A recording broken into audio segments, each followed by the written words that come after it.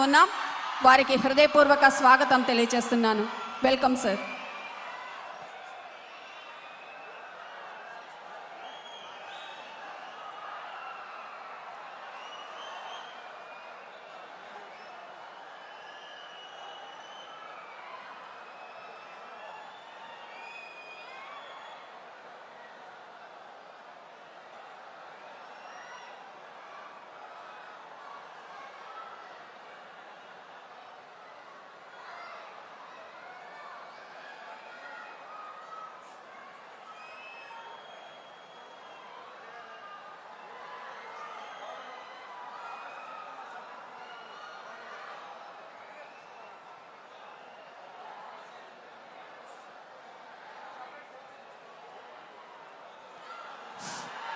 గౌరవ రాష్ట్ర deputy chief minister గారు, అలాగే Panchayati Raj, rural development, rural water supply, environment, forest and science and technology of Andhra Pradesh మనందరికీ ఒక మణిలాగా మనందరి యొక్క కీర్తిని పతాకలకు వ్యాపింపచేస్తూ నరేంద్ర మోడీ గారి దగ్గర కూడా మన గురించి చర్చించినటువంటి మానవతావాది కరతాళ ధ్వనులతో హృదయపూర్వక స్వాగతం తెలియజేసుకుందాం. Welcome sir.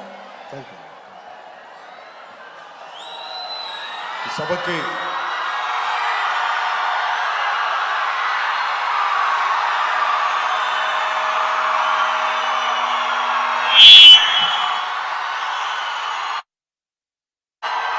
విచ్చేసిన నాన్నదమ్ములకి, ఆడపడుచులకి, అక్క చెల్లెళ్ళకి, తల్లులకి,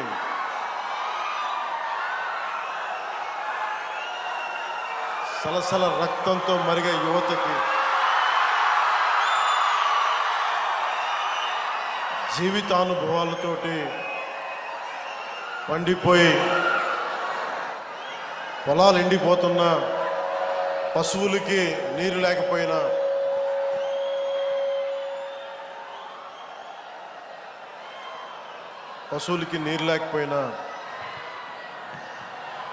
అన్ని బాధల్ని దిగమింగుకునే ప్రకాశం జిల్లా రైతాంగానికి నా హృదయపూర్వక నమస్కారం. వేదిక పైన ఆశీనులై ఉన్న పెద్దలు, సోదరులు, శ్రీ జిల్లా ఇన్ఛార్జ్ మంత్రి శ్రీ ఆనం రామనారాయణ రెడ్డి గారికి, గౌరవ దేవాదాయ శాఖ మంత్రి వారికి నా హృదయపూర్వక నమస్కారం.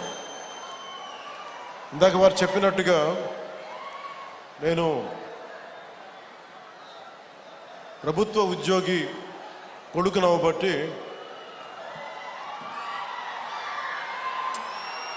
ప్రకాశం, నెల్లూరు, దాదాపు ఒక 5-6 ఆంధ్రప్రదేశ్లో ఉన్న జిల్లాలని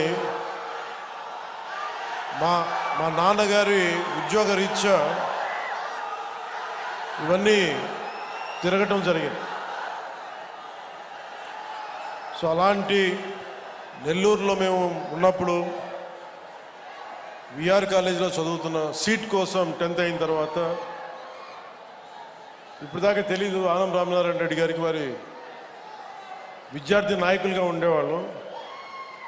సో వారికి నాకు సీట్ రావడానికి ఆనం వివేకానంద రెడ్డి గారు నా కజిన్ ద్వారా హెల్ప్ చేశారు నాకు. సో వారికి ఎప్పుడు థ్యాంక్స్ చెప్పుకునే అవకాశం రాలేదు. ఈరోజు వారికి సభాముఖంగా నా కృతజ్ఞతలు తెలియజేస్తాను. అలాగే దోలా బాల వీరాంజనేయ స్వామి గారికి, గౌరవ సామాజిక సంక్షేమ, వికలాంగుల, వృద్ధుల సంక్షేమం సచివాలయ, గ్రామ వాలంటీర్ల శాఖ మంత్రి వారికి నా హృదయపూర్వక నమస్కారం. అలాగే వేదిక పైన ఆశీనులైన పార్లమెంట్ సభ్యులు శ్రీ మాగంటి శ్రీనివాసులు రెడ్డి గారు, వీరికి ప్రత్యేకించి మాగుంట కుటుంబీకులతోటి నా చిన్నప్పటి నుంచి చాలా ప్రత్యేకమైన బంధం ఉంది. వారికి, మా నాన్నగారికి వారు కావాల్సిన స్నేహితులు. సో వారికి నా ప్రత్యేకమైన కృతజ్ఞత, నమస్కారం. అలాగే గౌరవ శాసనసభ్యులు మార్కాపురం శ్రీ కందుల నారాయణ రెడ్డి గారికి నా హృదయపూర్వక నమస్కారం. గౌరవ శాసనసభ్యులు ఒంగోలు శ్రీ దామచర్ల జనార్దన్ రావు గారికి, అలాగే సంతనూతులపాడు శ్రీ బిఎన్ విజయ్ కుమార్ గారికి, గౌరవ శాసనసభ్యులు కనిగిరి శ్రీ ఉగ్ర నరసింహారెడ్డి గారికి, గౌరవ శాసనసభ్యులు గిద్దలూరు ముత్తుముల అశోక్ రెడ్డి గారికి, శ్రీ నూకసాని బాలాజీ గారికి, చైర్మన్ ఏపీ పర్యాటక అభివృద్ధి సంస్థ, అలాగే శ్రీ మారెడ్డి శ్రీనివాసరెడ్డి గారికి, చైర్మన్ వ్యవసాయ మిషన్, అలాగే సెంట్రల్ యూనివర్సిటీ హైదరాబాద్ సెంట్రల్ యూనివర్సిటీలో విద్యార్థి నాయకుడిగా పోరాటాలు చేసి జనసేన నాయకుడిగా గుర్తింపు సెక్రటరీగా ప్రధాన కార్యదర్శిగా ఉండి శ్రీ చైర్మన్ మాల సంఘ సంక్షేమ సంస్థకి చైర్మన్గా ఉన్న జనసేన నాయకులు శ్రీ పెదపూడి విజయ్ కుమార్ గారికి నా హృదయపూర్వక నమస్కారాలు. శ్రీమతి బి లక్ష్మీదేవి గారికి, మండల పరిషత్ అధ్యక్షురాలు శ్రీ నారు బాప్నారెడ్డి గారికి, జడ్పీటీసీ, శ్రీ దయ్యాల నాగగురు బ్రహ్మం గారికి, సర్పంచ్.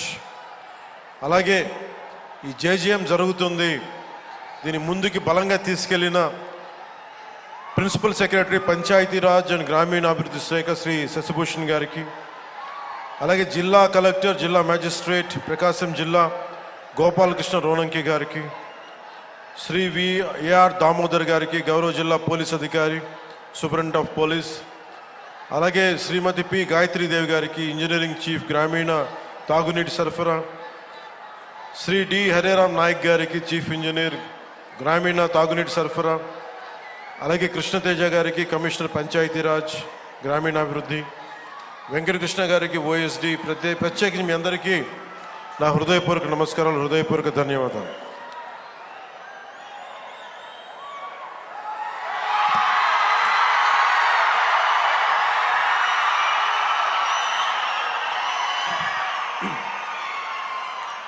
నాకు ప్రకాశం జిల్లా అంటే గుర్తుకొచ్చేది ఆంధ్రకేసరి శ్రీ టంగుటూరి ప్రకాశం పంతులు. ధైర్యం లేని సమాజంలో ధైర్యాన్ని నూరిపోసినాం. సైమన్ కమిషన్కి ఆ రోజున ఎదురొడ్డి నిలిచి కాల్చుకోండి అని చొక్కా తీసి ఛాతీని చూపించిన ధైర్యవంతుడు, మొట్టమొదటి రాష్ట్ర తొలి ముఖ్యమంత్రి. వారికి అలాంటి నేల ఇది. ఈ నేల గురించి అనుకున్నప్పుడల్లా అపారమైన ఖనిజ వనరులు, బ్లాక్ గ్రానైట్, ఇలాంటి చోట్ల చాలా సందర్భాల్లో